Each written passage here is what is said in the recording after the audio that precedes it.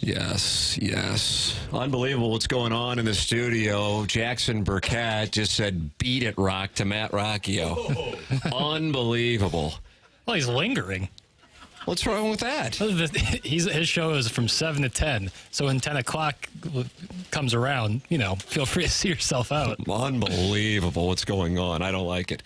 Ladies and gentlemen, it's Balloon Party. It's driven by Munganess, St. Louis Acura, and Munganess, Burkhardt, Alton Toyota. My name is Timothy Michael McKernan. That's Jackson Bennett Burkett. Watch the program on YouTube. I see Tiny Peepee is in there along with MD 2020 and Clayton Davis. Jackson, the lead this morning is what? Hockey news. Yes, you agree with me. Yeah, big hockey news. All right, Philip Broberg, Dylan Holloway. The Edmonton Oilers did not match the offer sheets, and therefore they are now members of the St. Louis Blues. Jeremy Rutherford is going to join us any moment. I texted him right when the news broke. He said he would be with us at 10:05. Then he texted me and said it might have to be 10:15 because he was getting on a call with Broberg's agent. But I am looking forward to the conversation on this. There's the hockey part of this move that is intriguing because, as JR tweeted about 90 minutes ago, the Blues now have 12 first-round picks under the age of 25 on the roster or inside the organization. And then there is the strategy employed by Doug Armstrong in order to pull this move off. Listen, and I want you to look at me because this is something you can learn. Okay. You've got it all going. You know that. I know that. The audience knows that. You're a tall drink of water with a full head of hair. You've lost 25 pounds. I didn't even know you needed to lose 5 pounds, much less 25 pounds. You're a man in love. Mm-hmm.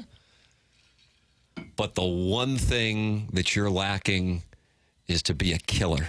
Mm-hmm. Watch and learn from Doug Armstrong. He's a killer. He saw the weakness in the oil. He knew the oil was in a spot. And he said, I'm going to use that spot to my advantage. And I'm going to allow us to stay the course. And I know the Oilers aren't going to pivot from their course in the window that they have because who's the best pair in hockey right now? I mean, you told the audience last year. Leon Draisaitl and Connor McDavid. I mean, that's the thing about this show. If people want hockey information, they know they've got you. And then second would be Nate McKinnon and Cole Kmet. I mean, look what's going on right here today. Yeah. Feeling good. Who's not a killer now? Exactly. Yeah. Doug Armstrong. We'll go into his autopsy report at 2 p.m., and we will have it live here on 101 ESPN. I just got to tell you, I love this. I love it. And I want to, hey, it's not like I'm sitting here going, oh, I've watched a lot of Dylan Holloway and Broberg play. I watched the Stanley Cup final. I watched a good number of the Oilers in the playoffs. But, what I like about it, really, when it gets down to it, is it's a business play rooted in utilizing a team's weakness to take advantage for your organization. And the weakness was the Oiler was trapped by the cap, and he knew that he could take advantage of it. There have only been 10 offer sheets extended in the last 18 years, and 20% of those took place on one day from right here in St. Louis. How do you do? It's creative. Yeah, you can't deny, And it allows them to stay the course on their plan. Right. And either this was JR or Kevin Lorenz, former TMA member, who I've been texting with since about 6 this morning, or maybe a TMA listener. I don't know. Somebody made this observation. Yeah, you got 12 first-round picks, and for a lot of these guys, they're not going to pan out. That's just the way that it works. But if a handful do, and you're staying this course for a plan, then you've got yourself another window. And that, to me, is what it's about. And I contrast that, and I can't help but contrast it with the Cardinals and feeling like it's the proverbial rudderless ship. I have no idea where it's going. I don't know what the plan is. I don't know if there is a plan, actually. And I don't think anybody is sitting around here going, oh, now that they have Holloway and Broberg, let's see if they can hoist the chalice this year. But as far as moving the organization a step closer to doing it, I think a lot of Blues fans feel like that is what was done today, and it was done in a creative manner. And the Blues have put themselves in a better spot than they were a week ago. And as a fan, I think that's what you ask for. Yeah. You ask for hope. Mm-hmm. You ask for a belief that the organization for which you pull and oftentimes invest dollars reciprocates your emotional commitment. And I think that is where you have your comparison and your contrast when you portray the St. Louis Blues and the St. Louis Cardinals right now. So Jeremy Rutherford will give us his perspective here in a matter of moments. Jackson, thoughts, concerns, questions? Yeah, I saw JR saying something about Armstrong probably overpaid for him, but if they can pan out to what they can be, the overpay is absolutely worth it. And it's no argument that in a cap league you have to get creative with how you spend the money. And certainly Doug Armstrong did that, and I like what you said right there, without changing the course. They didn't leverage themselves or hamstring themselves down the road. They're still very autonomous, but they can also give themselves a window here if things pan out. Frick James says in the YouTube chat, Blues got a nice-looking group of young guys that should get plenty of opportunities. The Cardinals platoon future franchise players. That's a contrast on the Jordan Walker thing. I can't wait to play the audio from KMOX on Sunday morning with Tom Ackerman. He had Ali Marmol on at 10:15. Yep. And John Mozeliak on in the 11 o'clock hour. And you will hear two different messages coming from the manager and the president of baseball operations. So that is coming up on Balloon Party today, in addition to Jeremy Rutherford giving us his perspective on what has taken place, both with Doug Armstrong's move to make this happen with Edmonton, and then also now what things will look like for the Blues. Will a move be incoming? How does this impact players who, as of 8 days ago, looked like they were going to be members of the Blues? What does that do now? We will get JR's perspective coming up most likely now at 10:15. So your mom's boyfriend, so this will be helpful, says, thanks to Army, I won't need Viagra for a while. That's from your mom's boyfriend in the YouTube chat. Sweet. Yeah. Glad guys are getting virile. Yeah, so that's something. Bill Marsh says, Army is king. Big news day. I need more than an hour with you today, Tim. That's from MD 2020. That's all you get. That's all you get? Sorry. I've done 3. I'm doing one more. And that's it, Jackson. Yeah, that's all we got today. What if you stuck around for another hour? Commandeer. Well, like you felt like Matt Rocchio was doing, and then you said, beat it, Rock. He was lingering. But I'm not just supposed to commandeer the board and say, I'll drive this ship, fellers. I don't know if BK and Ferrari would be super hype about it, but I could do it. I know you could do it. You're a champion. Yeah, I could fend off Tanner with one hand, takes with my mouth, and then get people on the phone lines to patch in. You'd be booking guests? Yeah, like Broberg. Oh, you would get him? Yeah. Flip. Wow. I call him Flip. Wow, I had no idea. All right, we're going to find out what JR has to say. That's coming up on the other side of the break. Big Blues news this morning, and we will get his perspective. Doug Armstrong at 2 o'clock. You'll be able to hear that press conference right here on 101 ESPN. This is Balloon Party. 101 ESPN and the 101 ESPN YouTube channel.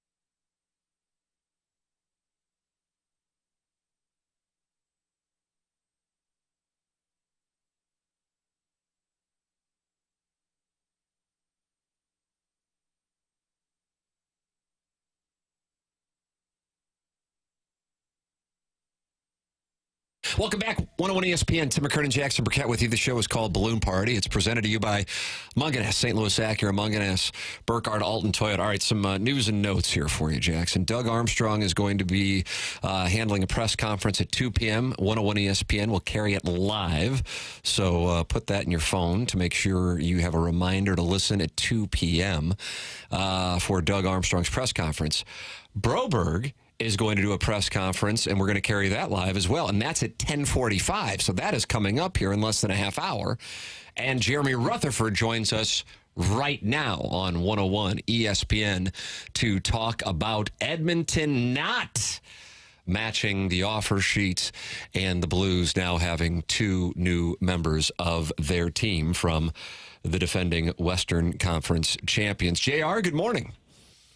Good morning. Thanks for the heads up on the Broberg press conference. This stuff's coming in fast and furious today, so you don't know who's talking when. But when there's hockey news, you turn in for Jackson Burkett's information. That's kind of. For sure. I know that you've plagiarized a lot of what Jackson has reported, and we just like a little attribution on the show. That's all we're asking for. That's all we're asking for. JR, let's start with this. The move that Doug Armstrong has now officially made. How unprecedented is this in relative recent NHL history? And what kind of reaction is this getting in St. Louis with the Blues and in Edmonton with the Oilers and their fans? Yes, so 10 offer sheets since 2005-06. Just a couple players have switched teams since 05-06, just two. And this is highly unprecedented. This to have two offer sheets go out to the same team on the same day has never happened. Doug Armstrong pulls it off, and hey, I just hung up with the agent for Philip Broberg. His name is Darren Ferris, and he said that Doug Armstrong was the mastermind behind all this, including the idea to present both offer sheets on the same day to Edmonton, link Broberg and Holloway together. And here's a little bit of context. Darren Ferris is a longtime NHL agent. He represents Philip Broberg. But Dylan Holloway has an agent who I believe Holloway might be his only NHL client. He might have another, but somebody who's in the minor leagues. So Holloway, his only NHL player. And he was kind of going to Darren Ferris, the agent for Philip Broberg, and asking him, hey, I'm dealing with Edmonton. I'm trying to get a contract for my guy, Dylan Holloway. How should we go about this? So they had an ongoing conversation about the two of them trying to get a contract in Edmonton. At that time, Doug Armstrong swooped in, talked to Darren Ferris, the agent for Philip Broberg, and said, hey, what about if we do two offer sheets at the same time? And they kind of worked in cahoots together, knowing that this was going to put the Edmonton Oilers well over the salary cap. And so when they presented those offer sheets to Edmonton last Tuesday, a week ago today, Darren Ferris said he got a call, and kind of an awkward call, from Stan Bowman, the GM of the Edmonton Oilers, and said, hey, this is going to be a tough situation. But none of those people knew whether they were going to match or not until the last probably 12 hours, when they were not presented with a contract from Edmonton. It looked like they'd be on the way to St. Louis. So a lot behind the scenes that we'll get to in our story in The Athletic later today. Yeah, check out JR's reporting both on Twitter and on The Athletic to give further context to what has transpired here. Blues fans, I can tell you, are incredibly fired up because they see this as Doug Armstrong pulling off a masterful move. What is the perspective of the people you talk with in Edmonton and around the NHL?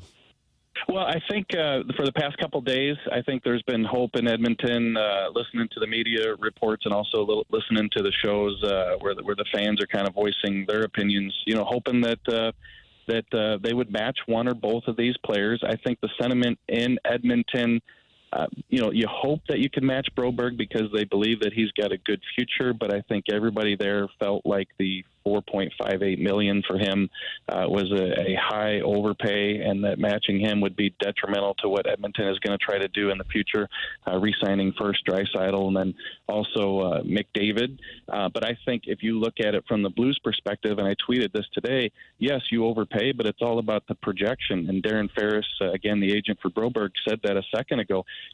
They created a situation in Edmonton where they made his value not so high because They didn't play him that much.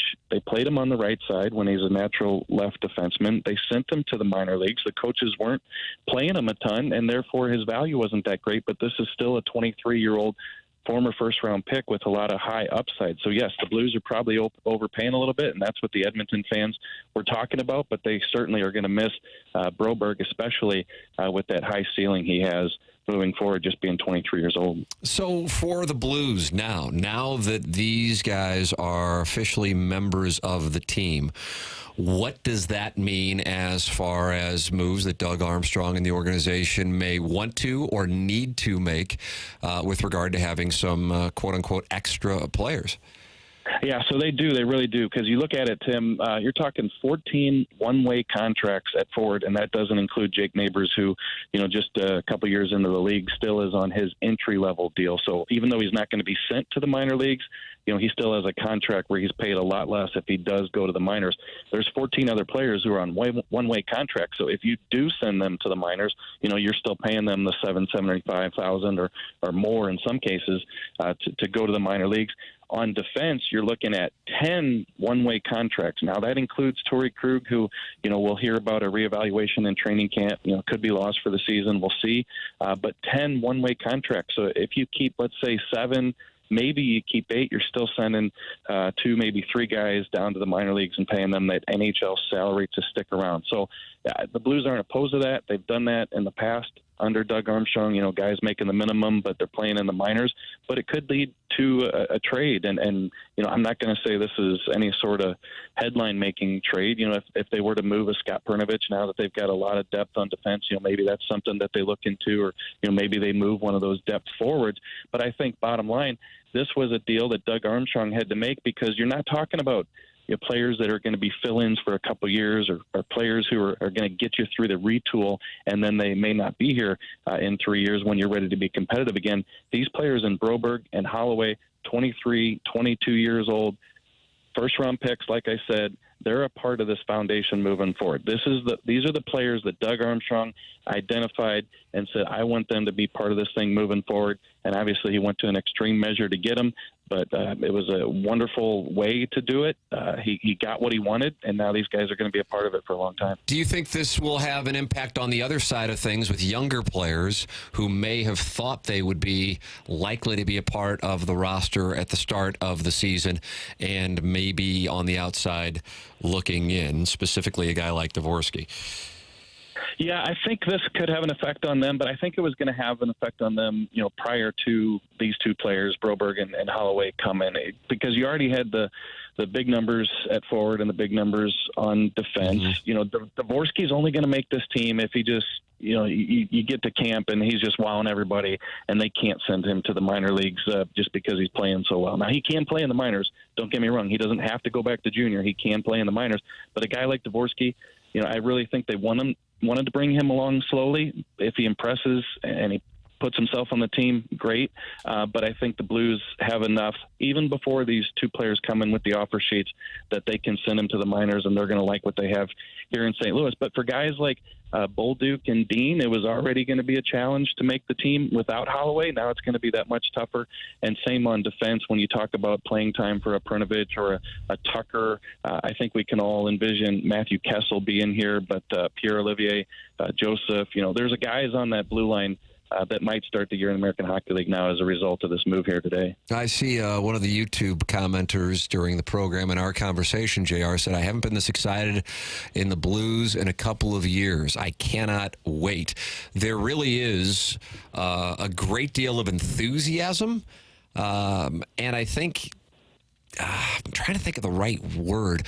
Appreciation, I think, actually would be the word for Doug Armstrong and this move, because it brings in two players from what is obviously a great team, but it was creative in getting it done, all while staying on the perceived path of what the organization is trying to do to get itself back to being a cup contender. And I think people appreciate, for lack of a better term, the aggression on the part of Armstrong to keep the Blues on this path, but still be creative in the methods of doing it. What is your assessment? Yeah, dead on. I think there's two or three things here. One is creativity. This has never been done before. Doug Armstrong and his group came up with the idea and pursued it. That leads to number two. Number two is you're not sitting on your hands. Even though this is a retool, it shows, it proves to everyone that they are, not out golfing. They're sitting in the office trying to come up with ways to improve this team. And especially with Doug Armstrong, Tim, you've touched on it, many shows. He has a track record of this. He has a track record of being creative, and showing that he's working behind the scenes nonstop to try to put a good team on the ice. Go back to earlier this offseason when people were saying, hey, they got $8 million in salary cap. Why can't they go out and sign this guy or that guy, second line player to come in and help this team out? And Doug said, look, we're in a position where we can take advantage of teams who might be up against the cap. We've got cap room. We've got draft capital. We can take advantage of the situations. We just have to identify them. And this is exactly what he was talking about at that time. And then number three with Doug Armstrong, don't be afraid to be bold. Trading the number one overall pick, Eric Johnson, several years ago, making the trade with Philadelphia to get Braden Shen and giving up 2 first-round picks, and now offering the same team 2 offer sheets on the same day and getting those 2 players. So I think if anything, Doug Armstrong has proven that he can put a winner on the ice. He's done that for 10-plus years. Won a Stanley Cup, and now they're going through a little bit of a lull. And just talking to people around Doug, Tom Stillman included, the chairman, he said this guy just constantly works to try to put a good team on the ice, and I think he's improved this team today. Final question for you. Do you think what we saw the Blues do 7 days ago to the Oilers will become more commonplace now? Yeah, I'm going to ask Doug that later on the Zoom. So you said that 101 is going to carry that at 2 o'clock. We'll get his answer at that point. Some of it's circumstantial, case by case. Like, is there going to be a situation like this that presents itself? I don't know that we'll see 2 from the same team for probably years and years. But do we see 1 or 2 more next year as a result of this? We certainly could. I think that GMs are just going to have to be aggressive. It's tough in today's day and age with the salary cap and the roster constrictions to not take advantage of every move that you have in your toolbox. And Doug did that. Maybe some other GMs will take note. Jeremy Rutherford, follow him throughout the day. Read him on The Athletic with the coverage of this news regarding the Blues now having Philip Broberg and Dylan Holloway as a part of the organization after the 2 offer sheets were not matched by the Edmonton Oilers. Broberg will be live here on 101 ESPN with his presser coming up in about 17 minutes. Doug Armstrong at 2 p.m. and Jeremy Rutherford with coverage throughout the day, both here on 101 ESPN and on The Athletic. JR, always appreciate the time. Know you got to get back to work. Thank you so much for joining us on the show, man. Yep, thanks, Tim. And you get all that, Jackson? I've been taking detailed notes. Yeah, I think Jackson had it way before we were even talking about it. Puck man. Yep, that's right. Thanks, JR. See you, boys. There he is. That's Jeremy Rutherford with us. As you heard, Philip Broberg going to be with us on 101 ESPN. He is doing a press conference that we are carrying live. That's at 10:45. Doug Armstrong's press conference. That's at 2 p.m. We'll carry it live here on 101 ESPN as well. It has been all Holloway and Broberg conversation for the first half of Balloon Party. On the other side of the break, I want to play Ali Marmol and John Mozeliak's conflicting assessments of the Jordan Walker situation that came from Cam Wex's Sports on a Sunday Morning with Tom Ackerman, and talk about that. Then we'll have Broberg at 10:45. There is your itinerary for Balloon Party here on 101 ESPN.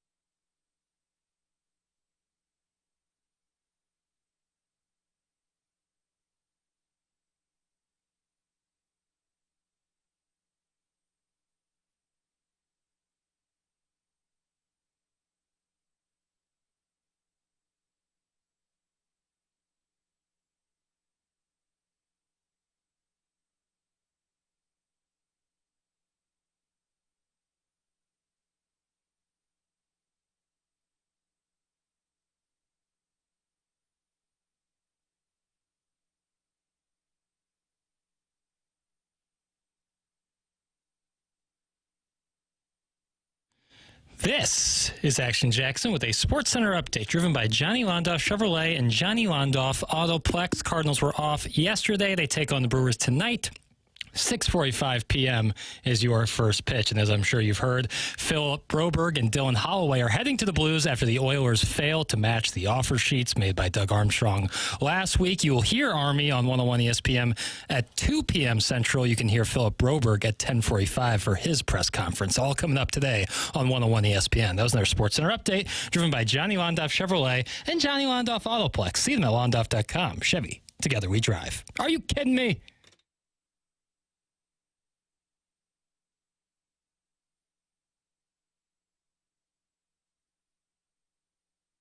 Welcome back to Balloon Party 101 ESPN. Tim McKernan, Jackson Burkett with you. We will have the Philip Broberg press conference coming your way live on 101 ESPN at 10:45. Doug Armstrong live on 101 ESPN with his press conference. That comes your way at 2 p.m. on the Broberg and Holloway News as they join the Blues with the Oilers not matching the offer sheets. Now, on the other side of the ledger, we have the Cardinals. We would call this the expense side. Jackson, John Mozeliak and Ali Marmol were on with Tom Ackerman on KMOX on Sunday morning. Jordan Walker's usage since being called up from Memphis has certainly been intriguing.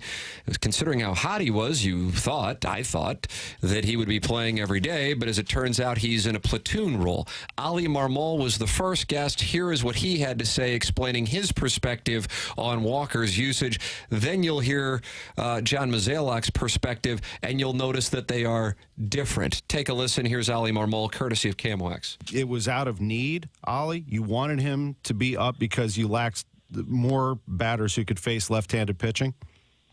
Yeah, let's talk through that. I don't have an issue talking through that one because I've gotten the question quite a bit. And there's some assumptions of if you call the kid up, you play him every day compared to the situation that we're currently in. So Carp goes down with an injury. He was going to be unavailable for that series in Cincy. So therefore, it's hard to just play a man, make the move. And what you're thinking through here is this, and a couple of things come to mind. You need someone that could play the outfield if you're going to make that move, because our biggest issue has been production against left-handed pitching. So being able to pick a spot for either a Donovan, a Burleson, or a Newt to be on the bench and come off the bench and play somebody against a left-hander, it preferably be somebody that could kind of roam the outfield, because Pages is catching and Contreras is going to take the DH spot against left-handed pitching. So that eliminated at the time some of the other options. And when you look at Walker, one of the questions that was brought up is, all right, he's a reverse split guy. Well, one, it's not an extreme reverse split guy, but I understand the argument.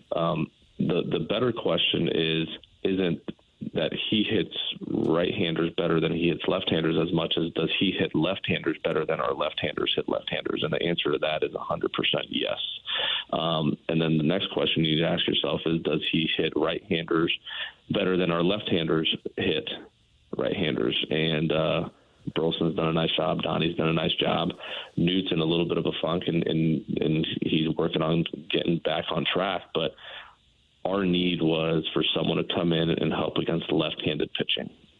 That is what he came up here to do based on an injury. So that is his role at the moment, and we'll continue to monitor where we're at. So per Ali Marmol, Walker only came up because of the injury to Matt Carpenter, and so he is in a platoon role because, yes, he does hit right-handers well, but he hits left-handers better than the Cardinal left-handed hitters. This, of course, goes against what John Mozeliak said on July 31st, in which he said, well, if he's going to get called up, he's got to play.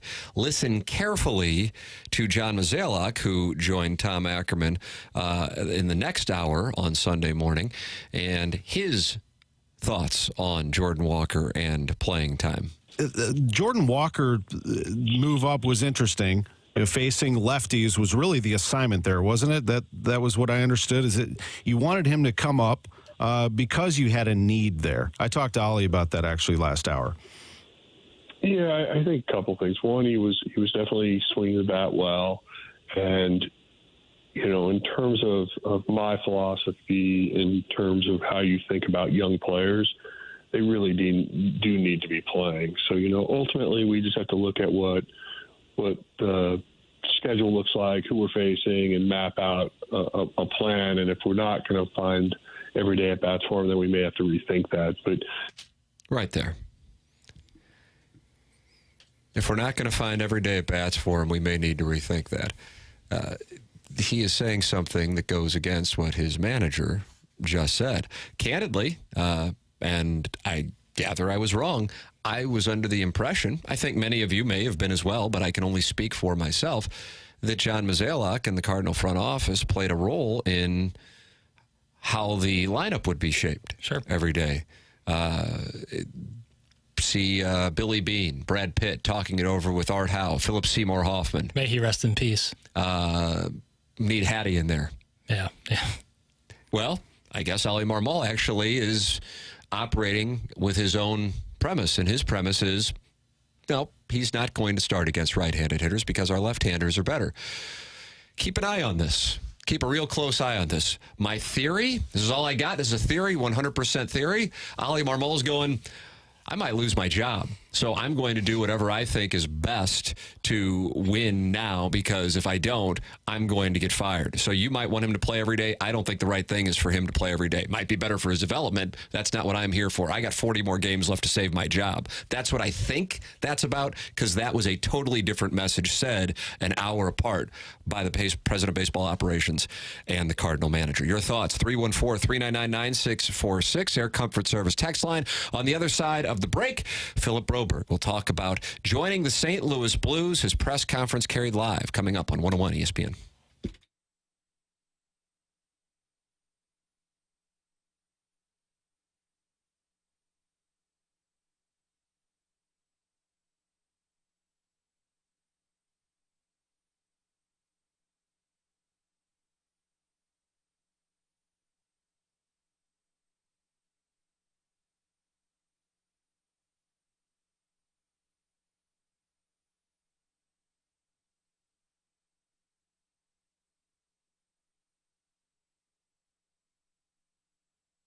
Munganess, St. Louis Acura, Munganess, Burkhardt, Alton Toyota, presenting sponsor of Balloon Party on 101 ESPN and the 101 ESPN YouTube channel, online at stlouisacura.com and online at altontoyota.com. Go shopping right now if you are in the market for a new or pre-owned vehicle, and you could do business with the great Munganess, St. Louis Acura, Munganess, Burkhardt, Alton Toyota, and that means Jamie Burkhardt, and that means Peter Munganess. It's stlouisacura.com and altontoyota.com. Plus, they set up a number just for our listeners to call or text. That number is 314-252-0029. That's 314-252-0029. It's Munganess, St. Louis Acura, and Munganess, Burkhardt, Alton Toyota for new cars, for pre-owned cars, and to get your car serviced even if you didn't get it from Munganess. Go online at stlouisacura.com or altontoyota.com. It's Munganess, St. Louis Acura, Munganess, Burkhardt, Alton Toyota.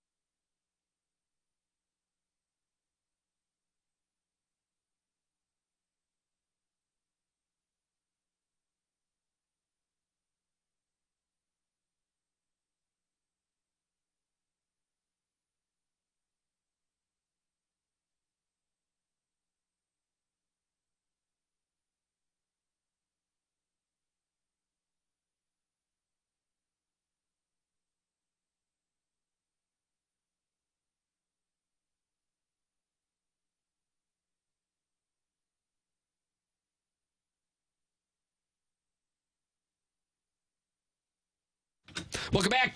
It's Balloon Party 101 ESPN. Tim McKernan, Jackson Burkett with you. Philip Broberg's press conference will be carried live here as soon as it gets underway, as the Blues now have 2 new members with the Oilers not matching the offer sheets.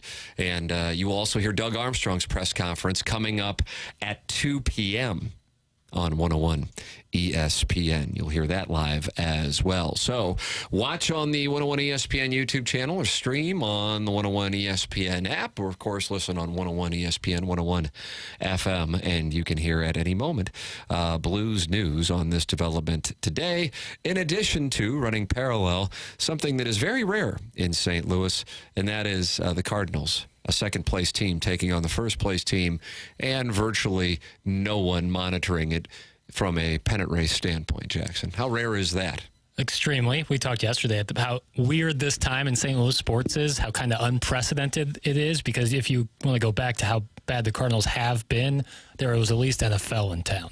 We're now in a new world where NFL, obviously new is almost a decade old, but the Cardinals haven't been, in this case, this bad in about that long. So, yeah, this is a weird time, but Doug Armstrong getting creative and doing something like this is a welcomed positive in the St. Louis market, I can tell you that much. So that is what is the lead today here on 101 ESPN as Dylan Holloway and Philip Broberg make their way to St. Louis. Doug Armstrong will talk through the strategy coming up at 2 p.m. Broberg giving his perspective here on 101 ESPN with a press conference that we will carry live as soon as he makes himself available. As far as reaction from fans, people are thrilled with this move. I would say this is operating at about a 95% approval rating, if not higher. Army moves off GM in 2 years. How many years until he is in the Blues Hall of Fame? He is a lock. That is from Andrew. This is what the Oilers get for tanking for a decade. That's from the 636.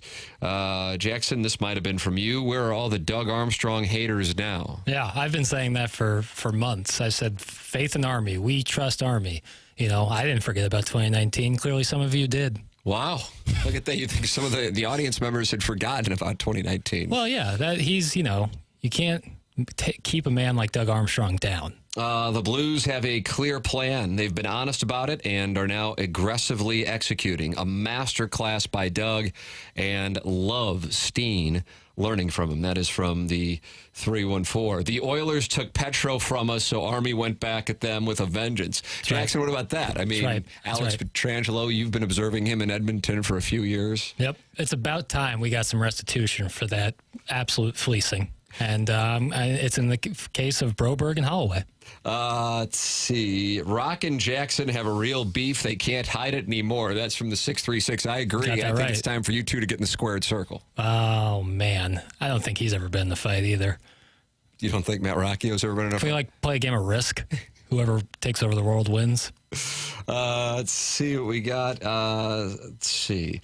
Sometimes the Blues just find new ways for me to love them. Like, I have no idea if this move will work, but they made it, and it was awesome.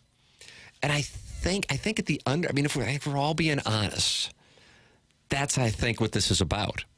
That, as JR said, they're not sitting on their hands. Yes, it's understood that this isn't a move away from a cup.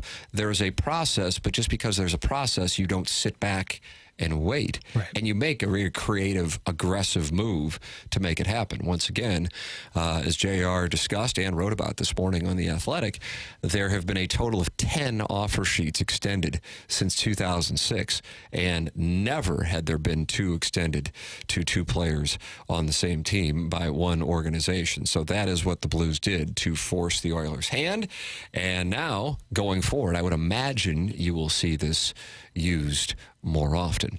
And I also think it happens to come at a time when the Cardinals are perceived as being either in disarray, being passive, not as committed to winning. And so the Blues are the perfect contrast for the Cardinals. You have a real dichotomy right now with the Blues and the Cardinals, and this just adds to it. It's a creative way to stay the course on a plan. I observe the Cardinals, and I'm not really sure what the plan is, and I don't feel like 2025 is going to be some magical year either. So as you sit there and you look at it, you go, where is this going? What are you doing? As long as fans have hope that their team is moving toward a championship, and as long as fans have a belief that the organization reciprocates the emotional and financial investment that they have, fans will continue to be passionate. The Cardinals now are risking apathy, and it's understood. Yeah, the Cardinals have about a week or so to at least get something back on track before they become yesterday's news. I mean, you got the Blues doing this, and you got Mizzou and NFL coming right around the corner. Time is now. The Blues and Philip Broberg, Dylan Holloway are now in business together. Philip Broberg is holding his press conference, and we now go to that live on 101 ESPN. In progress. Philip on the line here, so please go ahead with your questions. If you would, please announce yourself and who you're with before you ask your question. And then please mute yourself when you're done asking. And with that, we'll let you go ahead and fire away with questions. Philip, this is Jeremy Rutherford from The Athletic. You know, obviously there was always the option of an offer sheet, and I believe you had 3 of them that could have been presented to you, and they were all going to be for about the same money. What led you to decide on accepting the Blues offer sheet? No, I'm very excited to be Blue, and I think Darren made me prepare that this could happen, and I'm very excited that I'm a Blue, and I'm looking forward to it. Phil, this is Matt DeFranks from the St. Louis Post-Dispatch. Can you just take us through your feelings emotionally right now? What are you feeling, and what has the last week been like for you? No, it's been wild. I'm very excited to be a Blue, and I'm very looking forward to meeting everybody, and getting to know the staff and everybody and the teammates, and I'm just excited.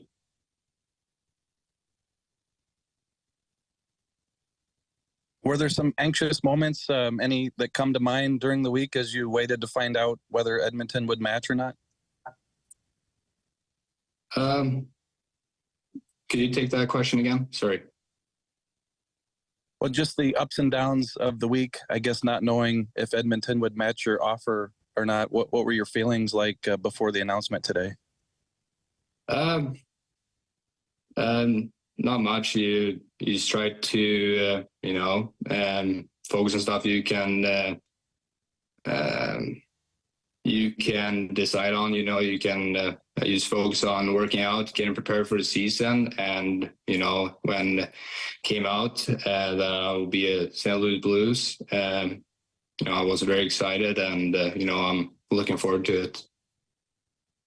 Philip Lukorek, NHL.com.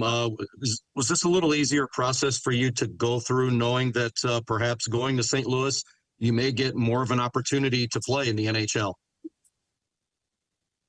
I try to get better every day and in practice, and I'm looking forward for the opportunity in St. Louis, and I'm very excited to come to camp and try to get better every day and, help the team. When you did speak to the Blues, what were some of the things that made you excited about them as an organization? Everything I've heard about them are very good and positive, and, I'm very excited and happy that I'm a Blue, and, I'm looking forward to it, and looking forward to getting to know everybody in the organization.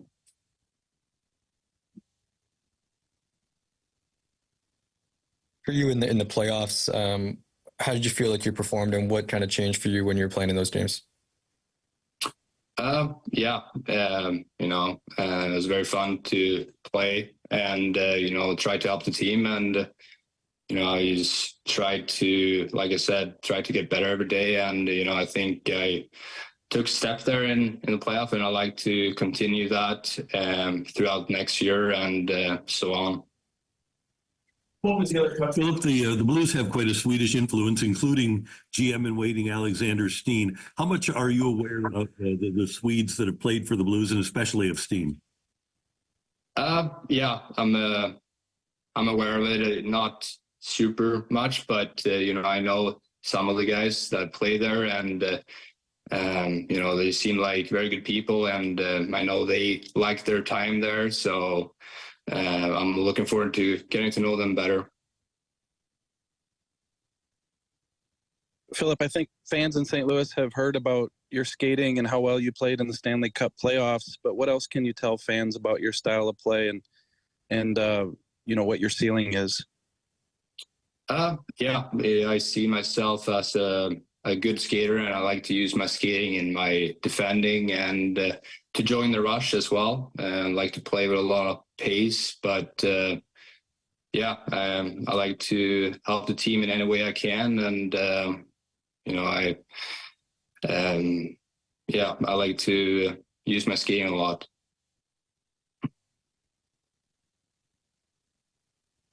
Philip, going into this offseason, did you know that there was a strong possibility you'd be changing teams? I guess you never know, but I'm very excited and happy that I'm a St. Louis Blue now, and I'm excited for the opportunity, and I'm looking forward to it. What can you tell us about Dylan Holloway? And I'm assuming that you guys may have spoken this morning. Was there some excitement about switching teams together?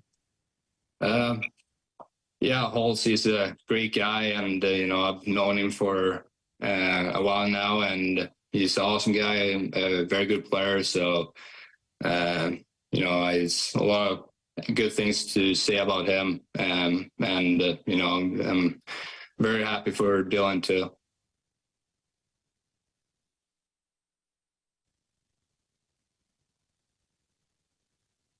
Philip, do you wish anything could or would have been different in Edmonton? Maybe things just had gone differently for you?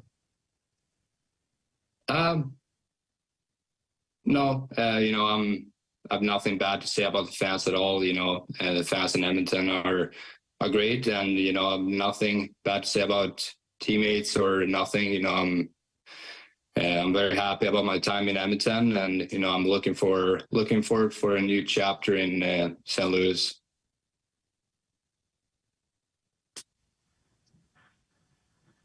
Have you had a chance to talk to any of your former teammates from Edmonton to say goodbye and get a sense of how they feel about your departure? Sorry, I didn't hear you there. Just wondering if you had a chance to talk to any of your now former teammates in Edmonton about leaving. Have you talked to any of them? Yeah, I've talked to a few, and it's just saying goodbye, and and nothing bad at all. Just saying goodbye, and I'll see them some other day.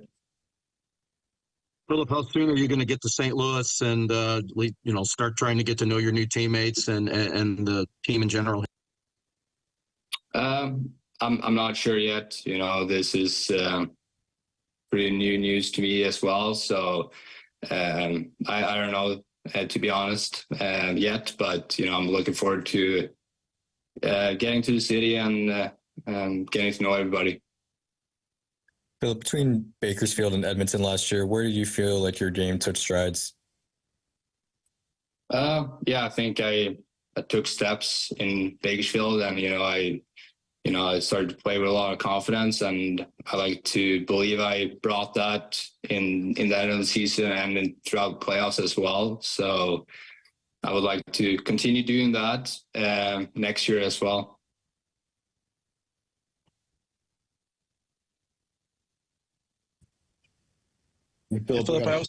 Simon, go ahead. Hi, Philip.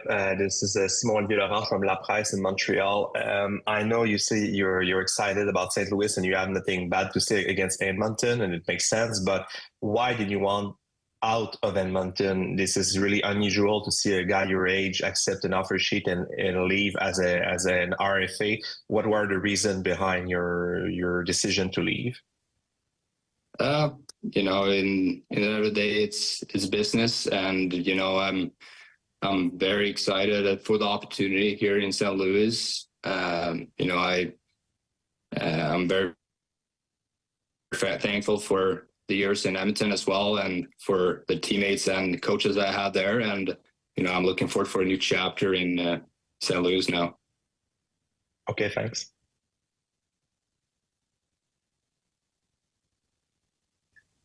Philip, I just wanted to ask one more.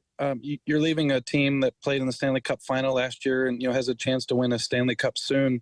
But what do you think about the Blues' future? I counted 12 first-round picks, including yourself, who are under the age 25. Do you kind of like the young foundation that Doug Armstrong and his staff is building here with looks like it's got a bright future? For sure. I think this team has some very good young guys, and I would like to help the team in any way I can, and I'm looking forward to see what we can do next year. All right, there it is. There's Philip Broberg in his press conference live here on a Zoom call. You heard Jeremy Rutherford involved with the reporters talking it over with Philip Broberg. You will hear Doug Armstrong coming up at 2 o'clock live on 101 ESPN. Cannot wait to hear what he has to say regarding these moves and the strategy behind what the Blues pulled off. Again, just 10 offer sheets since 2006, and the Blues utilized the Oilers' weakness to their advantage to bring in Philip Broberg and Dylan Holloway. Edmonton not matching the offer sheets this morning, and that means Broberg and Holloway are on their way to St. Louis. Doug Armstrong live at 2 p.m. More conversation on the Blues' moves throughout the day here, along with the Cardinals and Brewers. The Walker Marmol and Mozeliak situation as well. For Jackson Burkett, I'm Tim McKernan. This has been Balloon Party on 101